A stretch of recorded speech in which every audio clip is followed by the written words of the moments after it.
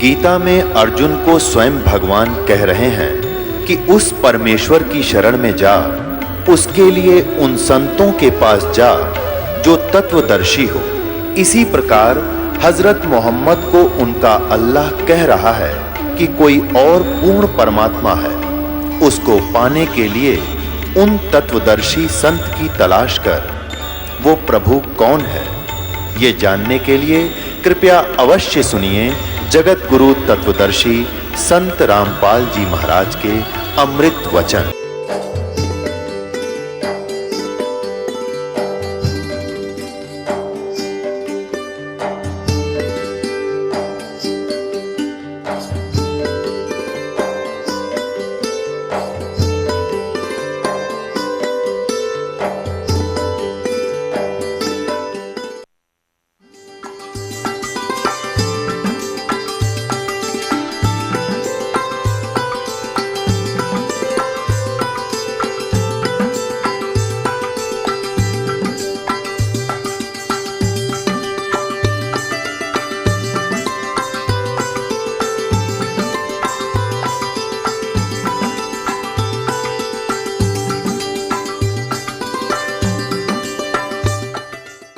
सत साहिब कर जोरूं विनती करूं,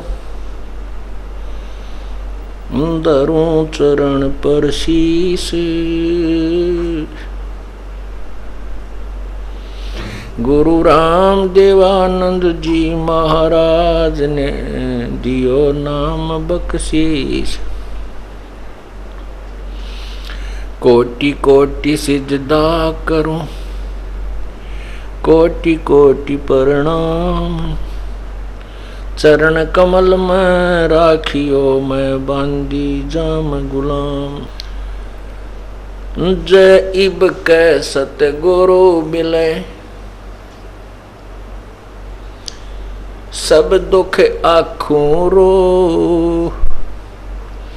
चरणों ऊपर शीश धरूं, कहूं जो कहनी हो। गुरु जी तुम ना बोलियो, चाहे लाख लोग मिल जाएं। हमसे तुमको बहुत है, तुमसे हमको नहीं। तुम्हारे विसारे क्या बने, किसकी शरण में जाऊं। शिव विरंच मुनि नारदा, तिनके हृदय न समाऊं। अवगुण किए तो बहुत किए, करत न मानी हार। बावे बंदा बख्श दियो, बावे गर्दन उतार। अवगुण मेरे बाप जी, बख्शो गरीब नवाज। जो मैं पूत कपूत हूँ, बर पिता को लाज। मैं अपराधी जन्म का, नक्सक बरे विकार। तुम दाता दुख भंजना, मेरी करो संभाल।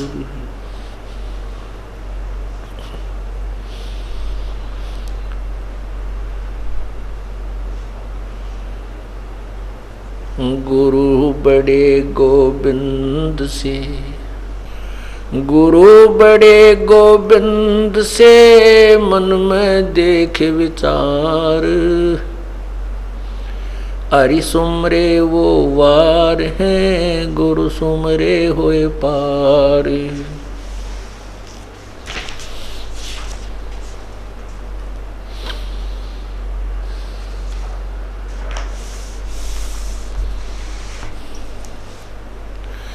गुरु गोविंद दोनों खड़े, काके लागू पाए। बलिहारी गुरु आपना, गोविंद दियो मिलाए। कबीर हरि के रूठता, कबीर हरि के रूठते, गुरु की शरण में जावे। कहे कबीर गुरु रूठ गए, तो हरि न होत सहाय। गुरु गोविंद कर जानियो, रहियो शब्द समाए। मिले तो दंडवत बंदगी, नहीं पल पल ध्यान लगावे।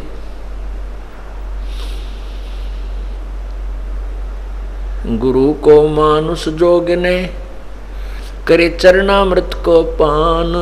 ते नर नरक जावेंगे, यज्ञ युगन हो स्वान।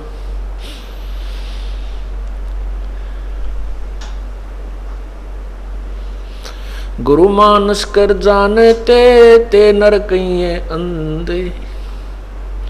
होवे दुखी संसार में, आगे यम के फंदे।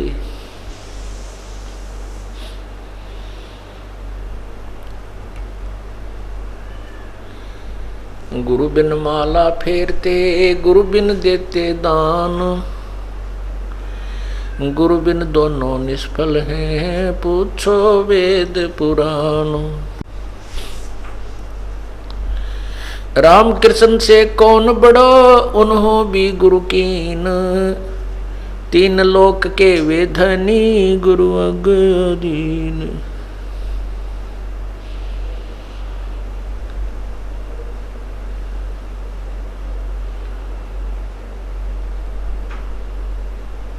परम पिता परमात्मा, सारी सृष्टि के रचनहार, कुल मालिक, पूर्ण ब्रह्म,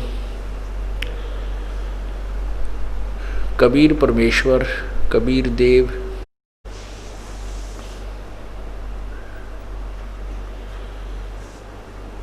हम कालजाल में फंसी हुई अनजान आत्माओं को अपने निज घर की खबर देने के लिए, सतलोक की जानकारी, सतलोक का ज्ञान कराने के लिए वे स्वयं ही प्रकट होते हैं। अपने द्वारा रची हुई सृष्टि की जानकारी, उसका पूर्ण रूप से ज्ञान वो स्वयं ही प्रदान करता है, परमात्मा ही कर सकता है। जैसे गीता जी अध्याय नंबर 10 श्लोक नंबर 2 में कहा है, गीता ज्ञानदाता अर्थात ये ब्रह्म काल कह रहा है कि मेरे जन्म को न ऋषि जन जानते हैं, न देवता जानते हैं, क्योंकि ये मेरे से ही उत्पन्न हुए हैं। देवताओं में ब्रह्मा विष्णु महेश भी आ जाते हैं। ये तीनों देवता भी कहलाते हैं, त्रिदेव भी कहलाते हैं। और ऋषि जन कहते हैं न कोई ऋषि जानता है मेरे जन्म के विषय में, और न ही ये देवता जानते हैं, ब्रह्मा विष्णु महेश भी नहीं जानते, क्योंकि ये मेरे से उत्पन्न हुए हैं। इससे सिद्ध हुआ कि इस गीता ज्ञान दाता का जन्म तो होता है, लेकिन उसके पुत्र नहीं बता सकते। जैसे पिता के जन्म के विषय में संतान नहीं बता सकती, दादाजी बता सकते हैं, उसके पिताजी बता सकते हैं। पिता के पिता अर्थात दादाजी बता सकते हैं, क्योंकि पिताजी का जन्म दादाजी से हुआ है। ठीक इसी प्रकार सृष्टि की रचना के विषय में पूर्ण परमात्मा ने ही स्वयं आकर बताया है।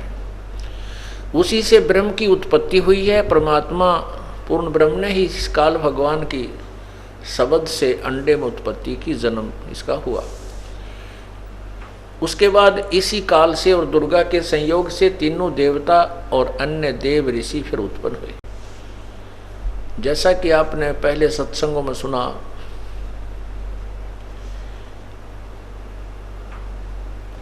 कि काल भगवान चाहता है इस प्राणी को मिसगाइड रखूं, ये अपने सतलोक के विषय में जाने ही नहीं कि कोई इस ब्रह्म लोक से ऊपर या स्वर्ग से ऊपर कोई भी देवता है, भगवान है, इसके विषय में इस प्राणी को जानकारी ही ना हो। और ऐसा ही अभी तक रहा है।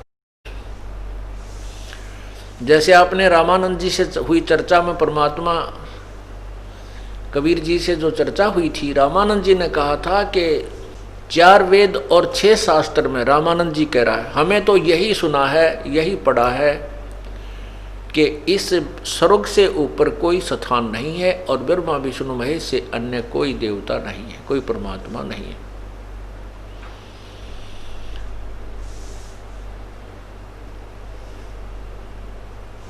इसलिए ये काल भगवान चाहता है कि ये प्राणी केवल साधना या तो ये करे शास्त्र विरुद्ध और शास्त्र अनुकूल करे, जैसे वेदों में वर्णित विधि जो है वो शास्त्र अनुकूल है, और उसका वो ब्रह्म तक की साधना करे। और अभी तक हमें केवल ब्रह्म ही बताने वाले, ब्रह्म तक का ज्ञान देने वाले ही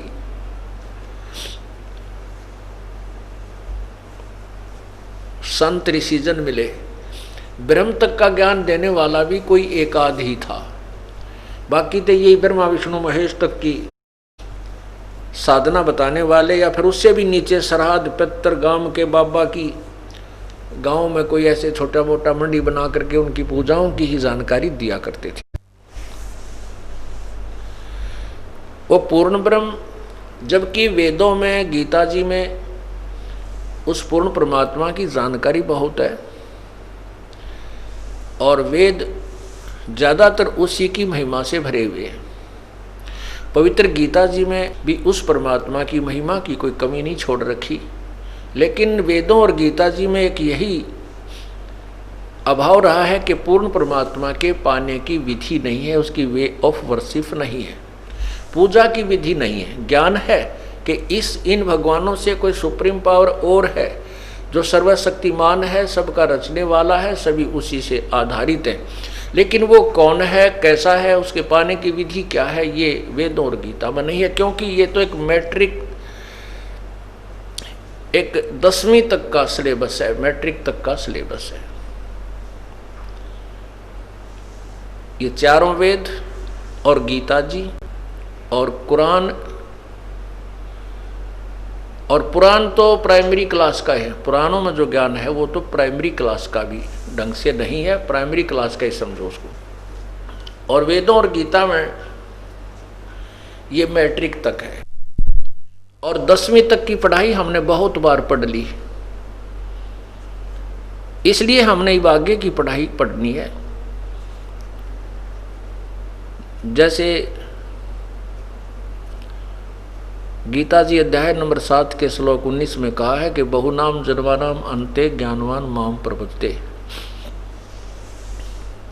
बहुत बहुत जन्मों के किसी अंत के जन्म में कोई ज्ञानी पुरुष, ज्ञानवान, जैसे गीता जी अध्याय नंबर 7 के श्लोक 16 और 17 में स्पष्ट किया है कि 4 प्रकार के श्रद्धालु मेरी साधना करते हैं, एक जिज्ञासु, एक आरत, एक अर्थार्थी और एक ज्ञानी।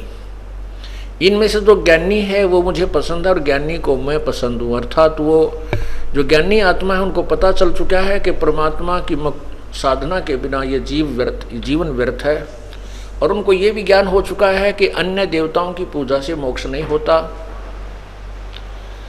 केवल एक ही पूर्ण परमात्मा की भक्ति से ही मोक्ष होता है।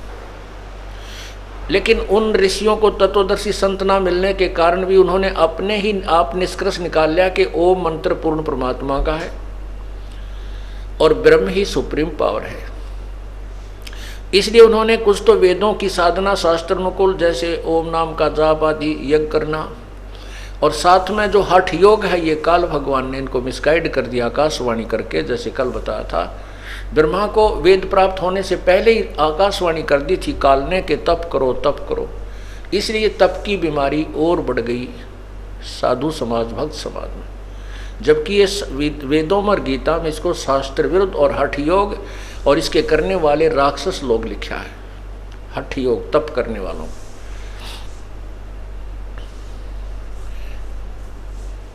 तो ऐसा ये साधना, इन वेदों और गीता में जो ज्ञान है ये केवल ब्रह्म तक का है, इसी के पाने की विधि है। और ये चौथे अध्याय के 5वें श्लोक में गीता ज्ञानदाता कहता है, अर्जुन तेरे और मेरे बहुत जन्म हो चुके हैं, तू नहीं जानता मैं जानता हूँ।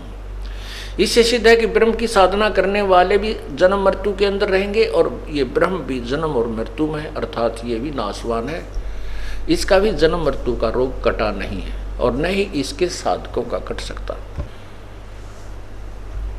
गीता जी अध्याय नंबर 2 श्लोक 12 में स्पष्ट किया कि अर्जुन, ये सामने जो खड़े योद्धाजन, ये सैनिक, तू और मैं पहले भी थे, आगे भी होंगे। ये मत सोच के हम वर्तमान में ही और पहले और आगे ना होंगे, पहले नहीं थे। अर्थात तेरी और मेरी जन्म मृत्यु होती रहेगी।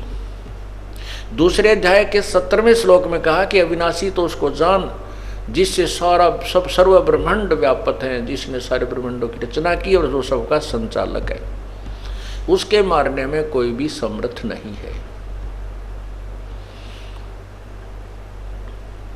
इसलिए गीता जी अध्याय नंबर 18 के श्लोक 62 में कहा कि हे अर्जुन, सर्वभाव से, अनन्य मन से, अव्यभिचारिणी भक्ति से उस परमेश्वर की शरण में जा जिसकी कृपा से तू परम शांति और शाश्वत स्थान को प्राप्त होगा। उसके बारे में कहता है, किस तत्वदर्शी संत की तलाश कर वो बताएंगे, मैं उसके पाने की विधि से अपरिचित हूं।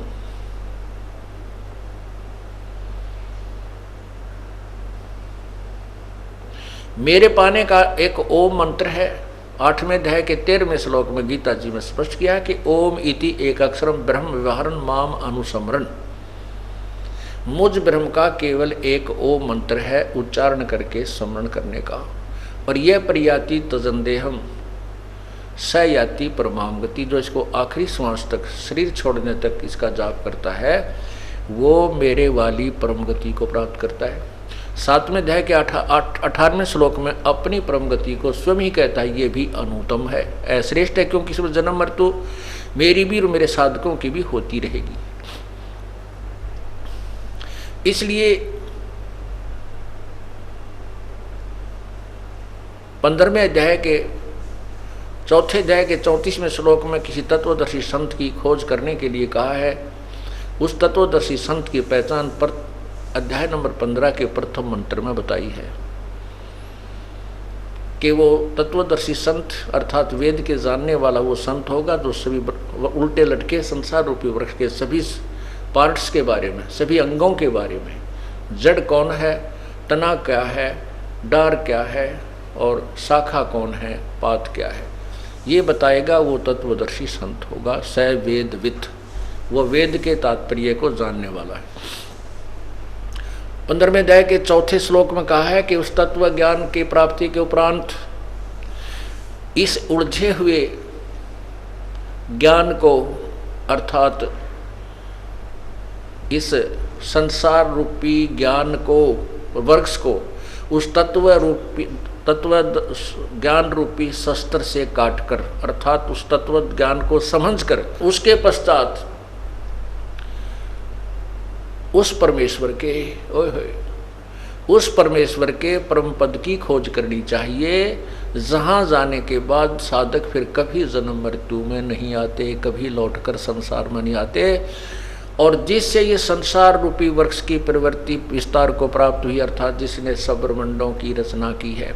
और गीता ज्ञानदाता कहता है मैं भी उसी की शरण में हूँ, इसलिए पूर्ण श्रद्धा के साथ उसी की साधना करनी चाहिए। गीता अध्याय नंबर 18 के श्लोक 64 में कहा है कि अर्जुन, तुझे सब वेदों से भी एक और गुप्त भेद बताता हूँ कि वही परमात्मा, वो तत्व ब्रह्म, वो परम अक्षर ब्रह्म, जिसके विषय में 18वें अध्याय के 62वें श्लोक में जिसकी शरण में जाने को मैंने कहा है, वो मेरा भी पूज्य देव है, मेरा भी इष्ट है। तो इससे सिद्ध हुआ कि गीता और वेद गलत नहीं है। इनको जिन्होंने समझा वो विद्वान नहीं थे, नहीं समझा वो विद्वान नहीं थे, अविद्वान थे, जो वेदों को और गीता को नहीं समझ सके। जैसे महर्षि दयानंद जी वेदों को एक श्रेष्ठ और सत्य शास्त्र मानते हैं। उनकी अपनी सोच है, उनकी अपनी कथन है कि वेदों के विरुद्ध अगर किसी की भी टिप्पणी है, कोई विवेचन है, वो मान्य नहीं। और वो खुद कहते हैं परमात्मा निराकार है, और वेद कहते हैं, यजुर्वेद अध्याय नंबर 5 के मंत्र 1 में 2 बार प्रमाण किया है परमात्मा शरीर है, और उस परमात्मा का सबके पालन करने के लिए अर्थात सबकी संभाल करने के लिए भी एक और अन्य शरीर है जिसमें वो अतिथि रूप में प्रकट होता है। अतिथि का अर्थ होता है जिसके आने की कोई तिथि पूर्व निर्धारित ना हो, अतिथि मेहमान रूप में आता है। विष्णु कहते हैं अग्ने तनुरसी, यजुर्वेद अध्याय नंबर 5 के श्लोक मंत्र 1 में लिखा अग्ने तनुरसी विष्णुवे तवा सोमस्य तनुरसी, 2 बार गवाही दे रखिए।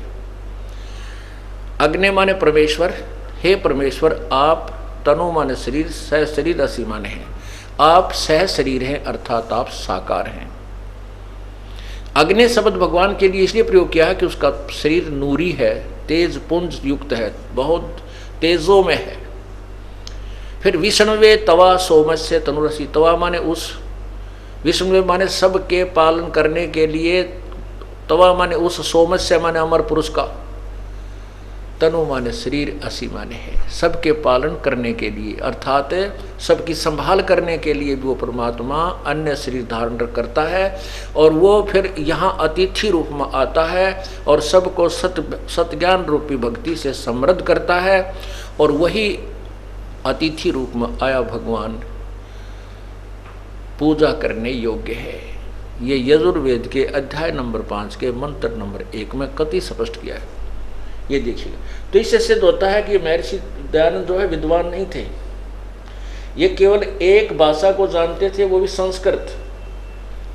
और ऐसा ही पांडा ये था जैसे और पांडे बैक आगे हमारे को, ये चतुर पांडा था, इसलिए ये अब जाके पकड़ा गया है।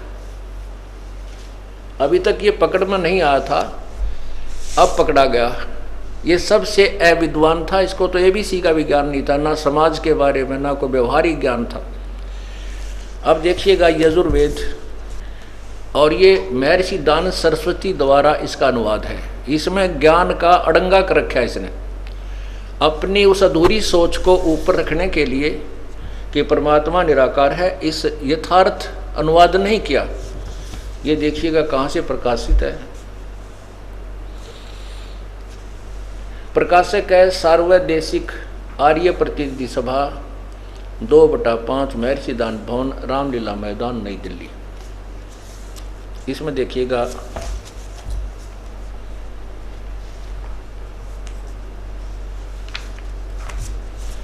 ये 5वां, ये है अथ पंचमो अध्याय आरंभ। और यहाँ देखिए ये प्रथम मंत्र है अग्ने तनुरसी, अग्ने तनुरसी विष्णुवे तवा सोमस्य तनुरसी। इसमें 2 बार स्पष्ट किया है अग्ने तनुरसी विष्णुवे तवा सोमस्य तनुरसी। आगे क्या लिखा है, ये है अग्ने तनुरसी विष्णुवे तवा सोमस्य तनुरसी विष्णुवे तवा अतिथे अतिथ्यम असि विष्णुवे तवा सेनाए तवा सोम भरते विष्णुवे तवा अग्नेय तवा राय पोस्ते विष्णुवे तवा। इसके विषय में है कि ये तो परमात्मा सह शरीर है, और परमात्मा सह शरीर है, और विष्णुवे उस सर्व, तवा माने उस सोमस्य माने अमर पुरुष का, विष्णुवे माने सबकी संभाल करने के लिए, पालन पोषण करने के लिए भी, तनुरसी माने शरीर है। विष्णुवे तवा अतिथे, उस पालन पोषण करने के लिए वो परमात्मा स्वयं जब अतिथि रूप में आता है तो अतिथमसी, वह पूजा के योग्य है, उसी की पूजा करनी चाहिए। अब इन्होंने कैसा डंगा किया है महर्षि जी ने, देखो अनुवाद इसका। ये अनुवाद है, हे मनुष्यो तुम लोग जैसे मैं जो हवि। अग्नि माने लिख दिया बिजली प्रसिद्ध रूप, अग्नि,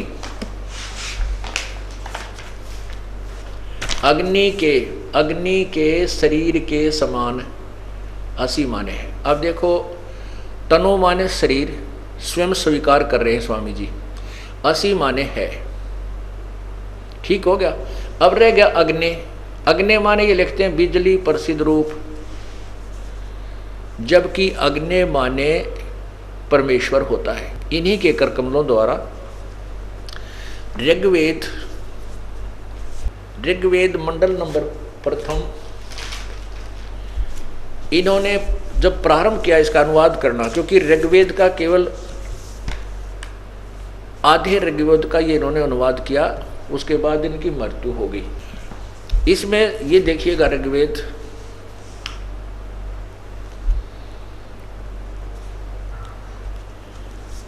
और ये कहाँ से प्रकाशित है, ये है सार्वदेशिक आर्य प्रतिनिधि सभा, प्रकाशक है सार्वदेशिक आर्य प्रतिनिधि सभा 3/5 महर्षि दान भवन, रामलीला मैदान, नई दिल्ली। और यहाँ स्वामी जी क्या कहते हैं,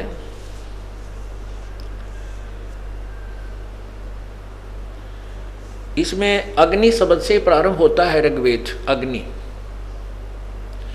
और ये स्वयं कहते हैं कि अग्नि के दो शब्द हैं। यहाँ अग्नि शब्द के दो अर्थ करने में प्रमाण है।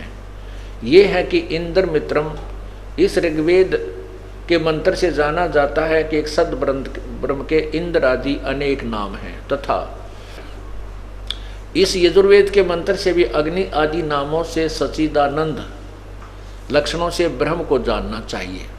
अग्नि माने, अग्नि का अर्थ ये ब्रह्म यानी भगवान ही जानना चाहिए, भगवान मानते हैं सुप्रीम पावर इत्यादि। शतपथ ब्राह्मणों के प्रमाणों से भी अग्नि शब्द ब्रह्म और आत्मा इन दो अर्थों का वाची है।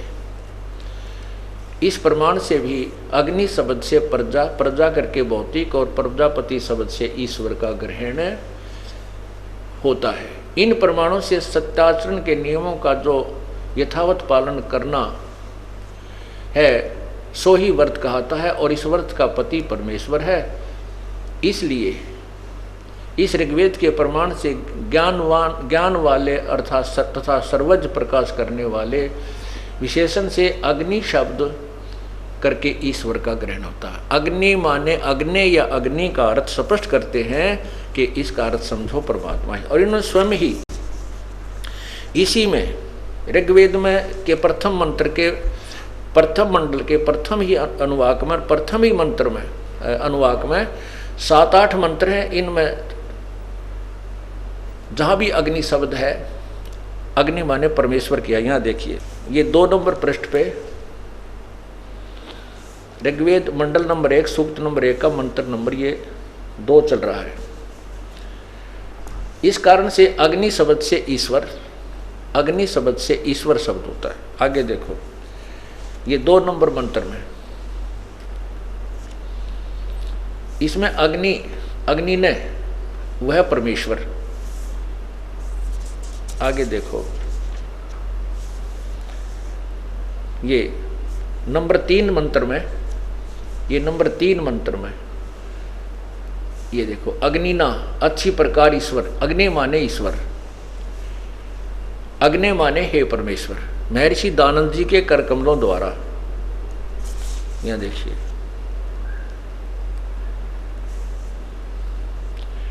अब ये श्लोक नंबर 7 में, ये देखिए श्लोक नंबर 7 में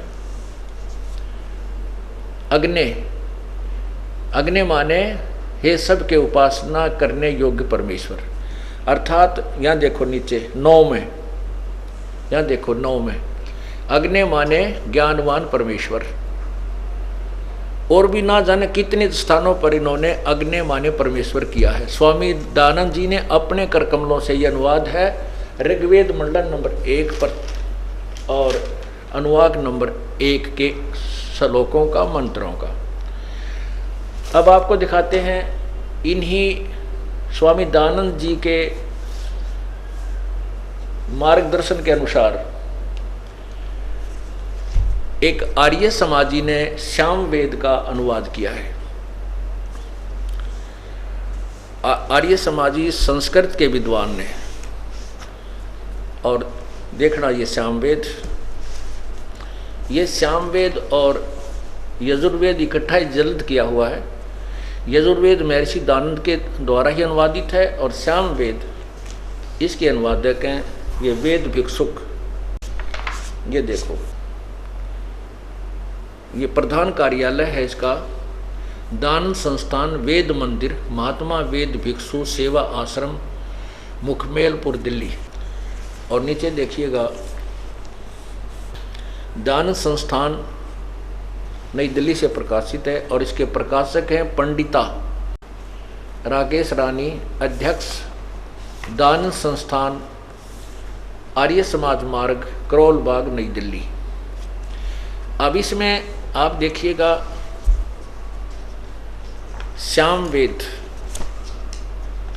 यहां से श्याम वेद प्रारंभ होता है। ये देखो, ये साम वेद प्रारंभ होता है, साम वेद भाषा भाष्यम। इसके प्रथम ही अध्याय में और प्रथम ही जितने भी श्लोक आते हैं, अग्नि माने हे ईश्वर, अग्नि माने हे परमेश्वर, अग्नि माने हे ईश्वर को, अग्नि माने परमेश्वर, अग्नि माने हे ईश्वर, अग्नि माने हे ईश्वर, अग्नि माने हे ईश्वर, अग्नि माने हे ईश्वर, अग्नि माने हे परमेश्वर, अग्नि माने हे परमेश्वर, अग्नि माने हे परमेश्वर, यानी अग्नि माने हे परमेश्वर। और भी 50 सैकड़ों स्थानों पर अग्नि माने परमेश्वर। दास ने अपनी तरफ से कुछ नहीं मिलाया, इन्हीं महापुरुषों के द्वारा की हुई अनुवाद को और तुलना कर दी। यदि इस यजुर्वेद के मंत्र नंबर 5 के श्लोक अध्याय नंबर 5 के मंत्र 1 में अग्नि माने परमेश्वर लिख दें और बाकी स्वामी जी स्वीकार कर ही रहे, तनो माने शरीर, सी माने परमेश्वर से शरीर हो गया, और ये सत्य है। और इस मंत्र का अनुवाद भी यही बनता है जो दास बता रहा है। महर्षि दयानंद जी ने यहाँ क्यों घुमा दिया? क्योंकि इनकी थ्योरी थी परमात्मा निराकार है। ये वेदों के विद्वान नहीं थे। अगर विद्वान होते तो ऐसी सत्यार प्रकाश में ये गलत टिप्पणी नहीं देते। देखिएगा सत्यार प्रकाश उन्हीं के करकमलों द्वारा सप्तम समोल्लास में, ये देखिएगा सत्यार प्रकाश, ये है महर्षि दयानंद सरस्वती। ये देखो हठ योग कर रहे हैं स्वामी जी, हठ योग। और ये किसी भी वेद या गीता में प्रमाण नहीं है कि ऐसा हठ योग करें, नहीं। नाम उठत नाम बैठत नाम सोवत जागवे, नाम खाते नाम पीते नाम सेती लागवे। यजुर्वेद अध्याय नंबर 40 के मंत्र नंबर 15 में लिखा है कि ओम कर्तु समर कलवे समर और कर्तुम समर, अर्थात ओम नाम का जाप काम करते करते समन करो। ये देखो, ये है यजुर्वेद, ये वही यजुर्वेद है और इसके अध्याय नंबर 40 का ये 44वां अध्याय 40वां अध्याय है। इसमें देखो ये मंत्र नंबर 15, मंत्र नंबर 15 में संस्कृत देखिएगा। ओम कर्तो समर किलवे समर और कर्तुम समर। ओम नाम का जाप, कर्तो माने काम करते करते स्मरण करो, किलवे माने विशेष कसक के साथ स्मरण करो, कर्तुम अपना परम कर्तव्य जान करके प्रभु की भक्ति, यानी मनुष्य जीवन का मुख्य उद्देश्य भगवान की भक्ति करना है, ये सोच कर करो। और यहाँ स्वामी जी क्या करते हैं, इसका अनुवाद क्या लिखा है? कर्म करने वाले जीव तू शरीर छूटते समय ओम इस नामवाचक ईश्वर को स्मरण कर। पुण्यात्मा, इससे सेंटेंस से सिद्ध होता है कि स्वामी जी ओम नाम जाप करने का भी सलाह नहीं देते थे, क्योंकि इसका अनुवाद भी ये ठीक नहीं कर पा रहे। ये कह रहे हैं कि जिस भगवान का ओम नाम है उस भगवान का स्मरण करो, ना कि ओम नाम का। इसमें सपट लिया के ओम करतु समर किलबे समर करतुम समर। ओम नाम का जाप काम करते करते स्मरण करो, विशेष कसक के साथ स्मरण करो और अपना परम कर्तव्य जानकर भगवान का ओम नाम का स्मरण करो। और ये कहते हैं जिस भगवान का ओम नाम है उसका स्मरण करो, ना कि ओम का नाम नहीं लिखा को ओम स्मरण करो। ये देखो, करने वाले हे कर्म करने वाले जीव शरीर छूटते समय उस ओम इस नाम वाच्य ईश्वर को, ओम नाम वाच्य जिसका ओम नाम है उस ईश्वर को, ओम नाम है ब्रह्म का, कहते ब्रह्म का स्मरण कर, नोट ओम का। इनके अनुवाद से स्पष्ट होता है। यहां देखिए, स्मरण कर किलवे अपने सामर्थ्य के लिए पर महात्मा और अपने स्वरूप का समर स्मरण कर, कर्तम अपने किए समर किए का स्मरण कर। इस तरह अब ये इसमें स्पष्ट है, हठ योग नहीं करना है। और गीता जी के 16वें 17वें अध्याय में तो स्पष्ट किया है कि जो हठ योग करते हैं वो पिछले जन्म में भी हठी लोग थे, उनका किसी कारणवश मनुष्य जीवन भी मिल जाता है तो उसी स्वभाव से प्रभावित रहते हैं और वो अपने जीवन का भी नाश करते हैं और संसार के विनाश करने के लिए उत्पन्न होते हैं, जनता का भी विनाश करने के लिए वो लोग उत्पन्न हुआ करते हैं। अब देखिएगा ये सत्यार्थ प्रकाश,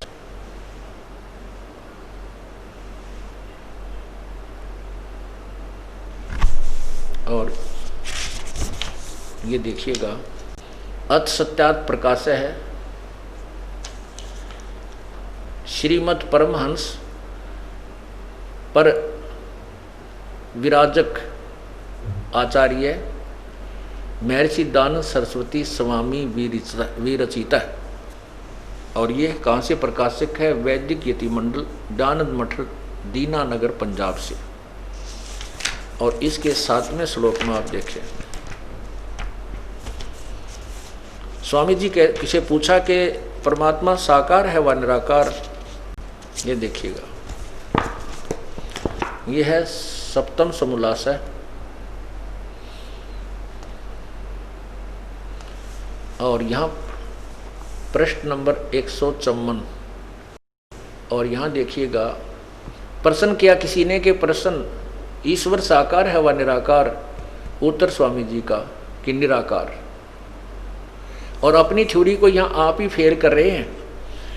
प्रश्न किसी ने प्रश्न किया परमेश्वर की स्तुति प्रार्थना उपासना करना चाहिए व नहीं?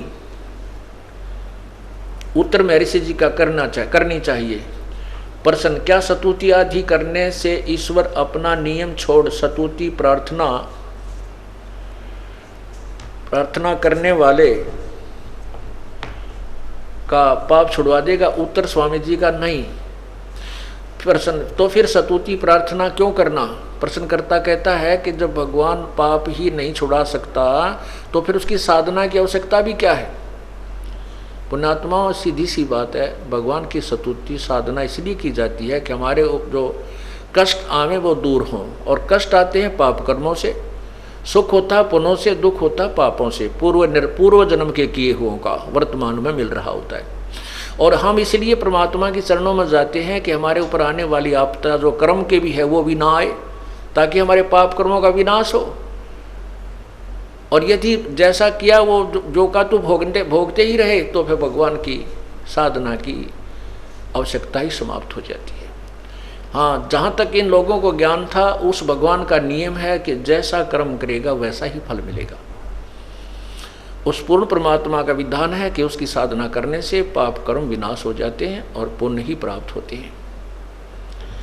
तो यहाँ ये कहते हैं कि नहीं, पाप नहीं कटेंगे। तो प्रश्नकर्ता कहता है फिर स्तुति प्रार्थना करने की फायदा क्या? तो फिर स्तुति प्रार्थना क्यों करना? उत्तर स्वामी जी कहते हैं उनके करने का फल अन्य ही है। क्या प्रश्नकर्ता कहता है क्या है? उत्तर स्वामी जी कहते हैं इससे स्तुति से ईश्वर में प्रीति, उसके गुण कर्म स्वभाव से अपने गुण कर्म स्वभाव का सुधरना, प्रार्थना से निरअभिमानता, उत्साह और सहाय का मिलना, उपासना से परब्रह्म से मेल और उसका साक्षात्कार होना। मेल और साक्षात्कार, किसी से मिलना तो साकार के बिना निराकार से मिलेंगे क्या? कैसे? जब कोई निराकार है और सर्वव्यापक हो तो वह पहले ही मिला हुआ है, पहले ही हमारे से अभेद है। यदि वो परमात्मा निराकार है और उसको हम केवल सर्वव्यापक मानकर छोड़ देते हैं तो पहले ही मिला हुआ था। फिर उपासना से कैसे मिलन हुआ? उसका साक्षात्कार होना। साक्षात्कार दो साकार वस्तु को देखना ही साक्षात्कार है। तो यहाँ अपने ही सिद्धांत को अगले ही पृष्ठ पर फेल कर रहे हैं कि पहले पर कह रहे हैं भगवान निराकार है, इस पर कह रहे हैं उसका साक्षात्कार होता है। तो बुद्धिमान को संकेत ही बहुत होता है कि स्वामी दयानंद जी विद्वान नहीं थे, इनको किसी भी क्षेत्र का ज्ञान नहीं था, केवल एक संस्कृत भाषा जानते थे। बचपन ये ब्राह्मण थे और बचपन से इनका कर्म था यही कर्मकांड करना, और बचपन से ही वेदों का रट्टा लगाया करते थे। ये यजुर्वेदी ब्राह्मण थे, इनकी हिस्ट्री में लिखा है। दास एक भी शब्द बेप्रमाणित नहीं बोलता। ये तो आप अपनी पल्ला गांठ ला लियो, जो शब्द कहेगा वो बिल्कुल प्रमाणित होगी और इन्हीं के द्वारा इन्हीं की इतिहास में लिखा होगा। और बचपन से यजुर्वेद के इनका नियम था कि इनके कुल में यजुर्वेद को कंठस्थ याद करना होता था।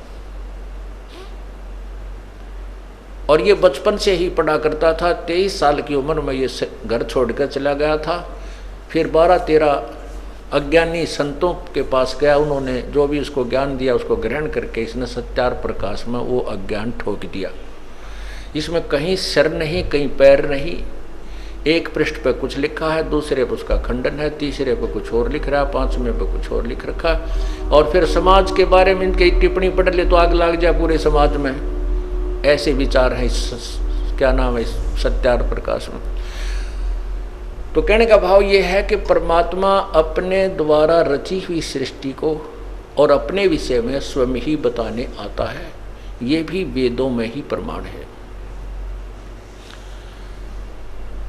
वेदों में ही लिखा है कि वो परमात्मा अपने द्वारा रची हुई सृष्टि को खुद ही स्वयं ही भिन्न भिन्न प्रकार से वर्णन करके बताता है।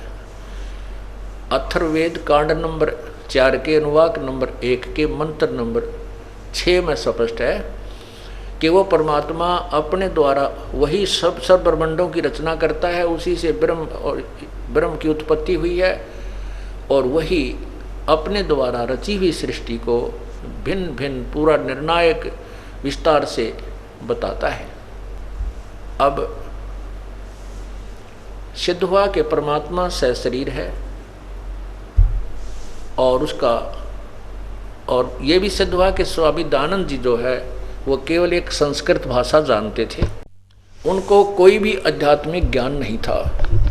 वो तो बिल्कुल अज्ञानी व्यक्ति थे और उनको एक विद्वान मान करके ना जाने कितना भोला समाज उनके अनुयायी बन गया था।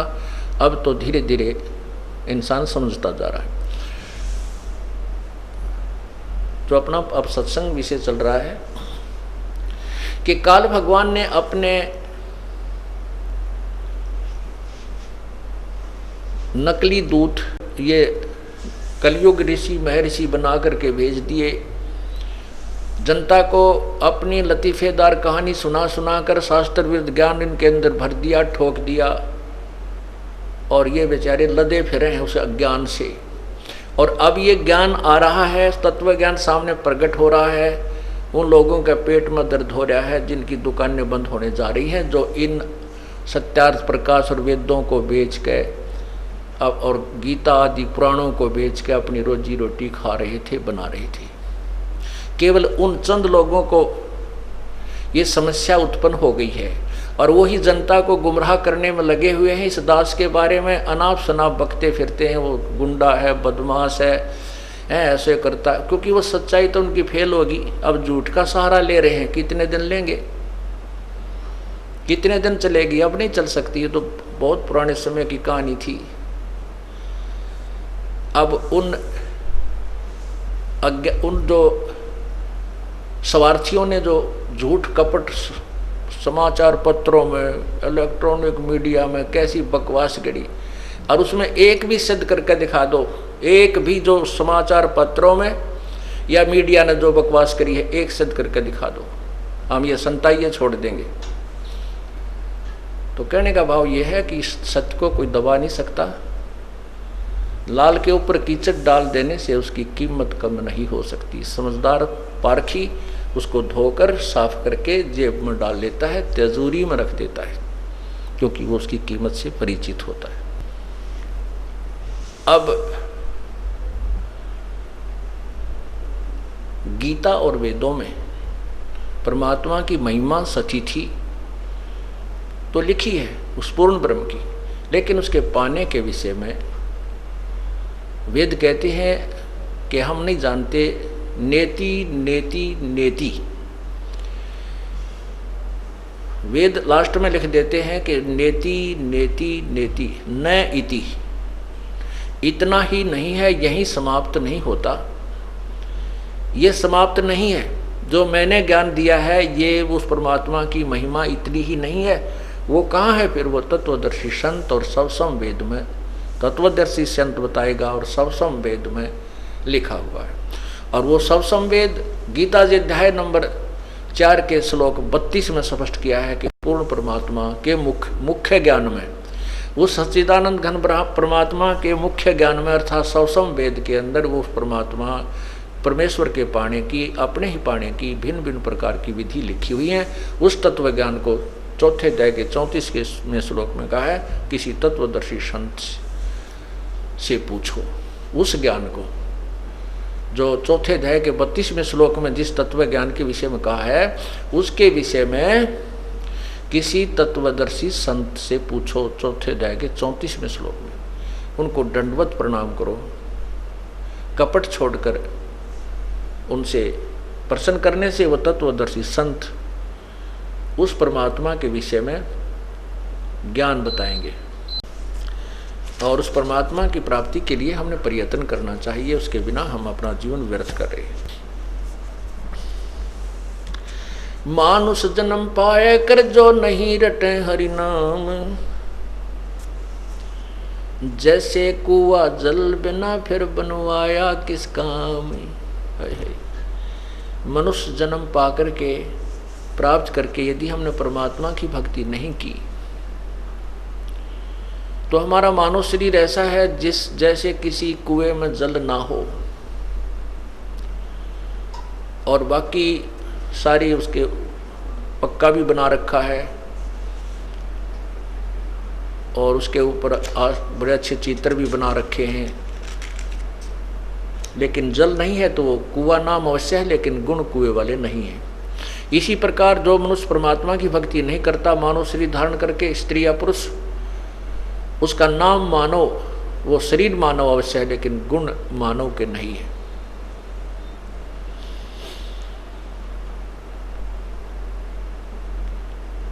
ग्रीब अरब खरब लग दर्व है, रपती कोट अनंत, नाहक जग में आई या जिन से न पूर्ण संत। अरब खरब लोग पर धन है और करोड़ों जिसके हाथी हैं, और जिसने पूर्ण संत की साधना के बताए अनुसार पूर्ण परमात्मा की भक्ति नहीं की, वो तो व्यर्थ में इस संसार में आया, अर्थात उसको उसका मानव जीवन व्यर्थ है। ग्रीब माया हुई तो क्या हुआ, भूल रहा नरभूत, पिता कहेगा कौन को जो वैसा का पूते। जो पूर्ण परमात्मा की साधना नहीं करते, पूर्ण संत की शरण में नहीं है, उनके विषय में कहते हैं माया हुई तो क्या हुआ, भूल रहा नरभूत। जीवित ही भूत बना हुआ है तू, माया की हवस तेरे 24 घंटे दिन रात माया जोड़न में अपना जीवन व्यर्थ कर रहा है। यहां से जाने के बाद तेरा कौन वारिस होगा? कहते हैं मेरे मन मूर्खा भाई, गुरु बिन जागा कौन सी घाटी। मेरा मन मूर्खा भाई, गुरु बिन जागा कौन सी घाटी। फिर कहते हैं बैल बने कंगाल का, तेरे कड़पा बाजा लाठी। मेरा मन मूर्खा भाई, गुरु बिन जागा कौन सी घाटी। जिन्होंने यहाँ पूर्ण संत नहीं, गुरु नहीं बनाया, तो यहाँ से जो प्राणी जाता उसका कोई वारिस नहीं होता, आगे संभालने वाला नहीं होता। जैसे कहते हैं वैश्या के कोई पुत्र हो जावे, वो किसको पिता कहेगा। पुण्यात्माओं, ये बहुत गहरी बात कही है प्रभु ने अपनी वाणी में, कि जिस प्रकार हम व्यभिचारिणी भक्ति कर रहे हैं, अव्यभिचारिणी भक्ति होती है केवल एक परमात्मा की साधना, अन्य भगवानों देवताओं की पूजा नहीं करनी चाहिए। तो कहते हैं जैसे व्यभिचारिणी औरत वैश्या होती है, उसके पुत्र हो जाता है, तो किसको पिता कहेगा, कोई वारिस नहीं बनेगा। तो इसी प्रकार जिन्होंने पूर्ण संत और एक प्रभु की साधना नहीं की, वो साधक भी और जो साधना नहीं करते वो भी, चाहे कितने धनपति हैं, कितने उनके पास संपत्ति है और कितने ही वो माया में लीन है, कितनी माया उनके पास है, यहाँ से जाएंगे तो कहते हैं आगे जाकर उनका कोई ठिकाना नहीं। आगे गए ना बावड़े, रहते भी सब जाही। बिन साहेब की बंदगी कहीं ठोर ठिकाना नहीं। जैसे मोती, जैसा मोती ओस का, ऐसी तेरी आवे। गरीबदास कर बंदगी, भाई भौर ना ऐसा दाव। ऐसा दाव, ऐसा मौका, ऐसा चांस मनुष्य शरीर, और फिर ये तत्व ज्ञान, और अब भी तुम पीछे रहोगे। कहते फिर परमात्मा ना संभाले तुमने कई हजारों वर्षों तक, हजारों युगों तक नहीं संभालेगा, क्योंकि आप रिजेक्ट कर दिए जाओगे कि इतना कुछ होने के बावजूद भी, और फिर अपनी अज्ञानता और अपने ही ज्ञान के ऊपर आधारित होकर के अपने आप ही चले, संत की एक भी नहीं मानी। क्यों कुछ दिनों के बाद परमात्मा इतना सुख दे देता है, यूँ सोचा है बस मौज माजरी है और ऐसे ही होना था, नहीं, यही भूल समाप्त कर देना कि प्रभु के चरणों में आने के बाद जो आपने पुण्यदान किया है, ये हो सकता है आपका इस जीवन भी चल सके और एक दो जीवन और भी चल सकता है, इतना पुण्य हो जाता आपका। लेकिन जिस दिन से आप संत से विमुख हो जाते हैं, उसी दिन आपका फुल स्टॉप हो जाता है।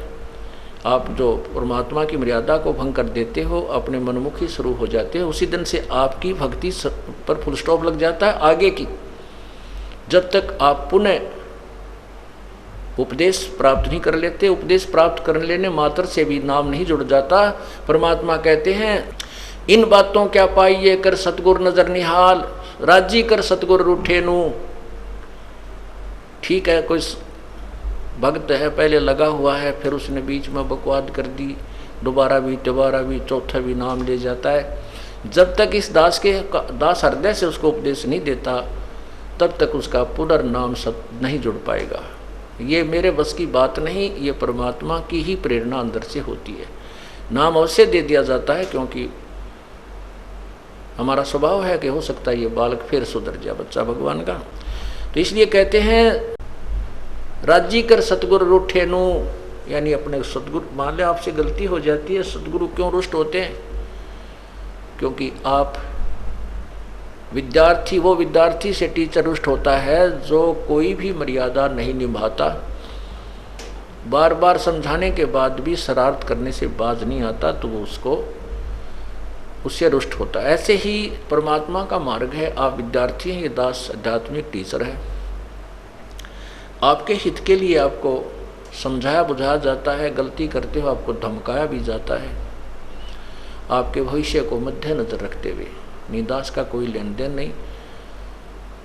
अब जो बच्चे परमात्मा से विमुख हो गए, नाम ले रखा था, गलतियों पर गलतियां की, हमने उनको धमका दिया, उनका नाम काट दिया गया यहाँ से, इस विद्यालय से, तो वो बाहर चले जाते हैं अपने दूसरे क्षेत्र में या दूसरे संत के पास, या जैसी पूजाएं जिसको पहले करते थे वो करने लग जाते हैं। और वो कहते हैं हमारे तो आज भी ठाठ हो रहे हैं, हमने तो उनको छोड़ दिया, उस नाम को भी, संस्था को भी छोड़ दिया, और कहते हैं अब हमें कोई हानि नहीं हो रही है। पुण्यात्माओं, आप जब तक आपका नाम जुड़ा है, आप कोई गलती करते हो, परमात्मा आपको झटका देता है एक आधा हल्का सा, ताकि तुम सुधर जाओ, सावधान हो जाओ, आगे गलती ना करो। और जब यहाँ से विमुख हो जाते हो, आपका नाम कट जाता है, आप चाहे सत्संग में भी आते रहोगे, परमात्मा आपको स्वीकार नहीं करता है, तो फिर आपके ऊपर झटके नहीं आएंगे, आपको केवल वो काल पुण्य देगा जो आपका दे रखा है। जैसे विद्यार्थी, जो बच्चा स्कूल में आता है, गलती करता है, टीचर उसको पीटता भी है, एक आधा थप्पड़ भी मार दे, खुड़कावत धमकाता भी है, और जब वो बच्चा स्कूल छोड़कर चला जाता है, फिर चाहे वो गधे पर बैठ कर बारी लेता रहे, कहीं घूमता रहो, कहीं खेलो, वो टीचर उसको कुछ नहीं कहेगा, उसके साथ से निकल जाएगा। वो कितनी शरारत कर रहा हो, वो नहीं, टीचर नहीं बोलेगा उससे, क्योंकि अब उसका विद्यार्थी नहीं रहा। इसी प्रकार जो अनजान व्यक्ति यहाँ से चले गए, उनको पूर्व जन्म की जो यहाँ रहते हुए और इस जन्म में भी जो उन्होंने पुण्य किए, भक्ति की, वो काल उनको अवश्य देगा, और उसके कारण वो ठाठ करते नजर आएंगे। और हो सकता है इस जीवन में कोई हानि भी ना हो, क्योंकि उनको पीटेगा नहीं कि अध्यापक, क्योंकि वो अब विद्यार्थी नहीं रहे और अपना जीवन बर्बाद कर रहे हैं। फिर मजदूर लगेंगे जो विद्यार्थी विद्यालय छोड़कर चले जाते हैं टीचर के धमकाने खुरकाने से, तो वो सफल नहीं हुआ करते। तो इसी प्रकार हमने उस परमात्मा की भक्ति करनी है। तो क्या कहते हैं,